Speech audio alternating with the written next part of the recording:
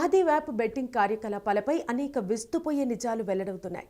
Dubai కేంద్రంగా ఛత్తీస్గఢ్ సహా పలు రాష్ట్రాల్లో జరిగిన బెట్టింగ్ కార్యకలాపాలతో వేల కోట్ల రూపాయలు సంపాదించిన ప్రమోటర్లు ఆ సొమ్మును భారత స్టాక్ మార్కెట్లలోనే పెట్టుబడి పెట్టినట్టు తేలింది.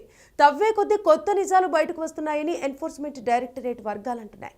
నిందితుల వద్ద 1186 కోట్ల రూపాయల షేర్లు ఉన్నట్టు వెల్లడించాయి.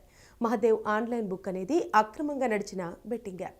దీంతో డబ్బులు పెడితే భారీగా లాభాలు వస్తాయని విస్తరించిన పలువురు డబ్బులు పోగొట్టుకున్నారు. తక్కువలో తక్కువ యాప్ నిర్వాహకులు 20,000 కోట్ల రూపాయల వరకు సంపాదించుంటారని ఒక అంచనా.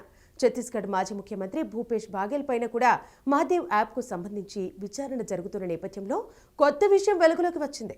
ఈ కేసుల్లో నిందితులు భారత సెక్యూరిటీల్లో 1186 కోట్ల రూపాయలు పెట్టుబడి పెట్టారని ఈడీ గుర్తించింది. స్టాక్ మార్కెట్లో పెట్టిన పెట్టుబడులకు సంబంధించి ఈడీ ఇప్పటికే 580 కోట్ల రూపాయలు జప్తు చేసింది. 606 కోట్ల రూపాయల వరకు మరో మార్గంలో ఇన్వెస్ట్ చేశారు. విదేశీ సంస్థాగత పెట్టుబడిదారుల రూపంలో ఈ సొమ్మును కీలక స్టాక్స్ లో చొప్పించారు. ప్రస్తుతం దుబాయ్లో ఉన్న కోల్కతా వ్యాపారి హరిశంకర్ టిబ్రేవాల్ ఈ సొమ్మును పెట్టుబడిగా పెట్టడంలో కీలక భూమిక పోషించాడు. చాలా తెలివిగా ప్రధాన స్టాక్స్ లోనే పెట్టుబడి పెట్టాడు. మహదేవ్ యాప్ ప్రమోటర్లైన సౌరభ్ చంద్రశేఖర్, రవి ఉప్పల్కు అతను వ్యాపార భాగస్వామిగా ఉన్నారు. ప్రమోటర్లిద్దరూ ఇప్పుడు దుబాయ్ పోలీసు కస్టడీలో ఉన్నారు.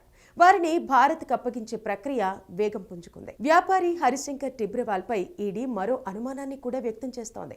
స్టాక్ మార్కెట్లో షేర్ల ధరల పెరుగుదల, తగ్గుదలకు సంబంధించి అతను లాలూచి వ్యాపారం చేశాడని ఈడీ అనుమానిస్తోంది. కొన్ని స్టాక్స్ ధరలు భారీగా పెరగడం వెనుక హరిశంకర్ గేమ్ ప్లాన్ ఉన్నట్టు చెబుతున్నారు.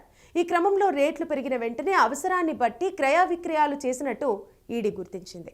ఈ క్రమంలో మార్కెట్ని అతను తప్పుదోవ పట్టించినట్టు అనుమానిస్తున్నారు.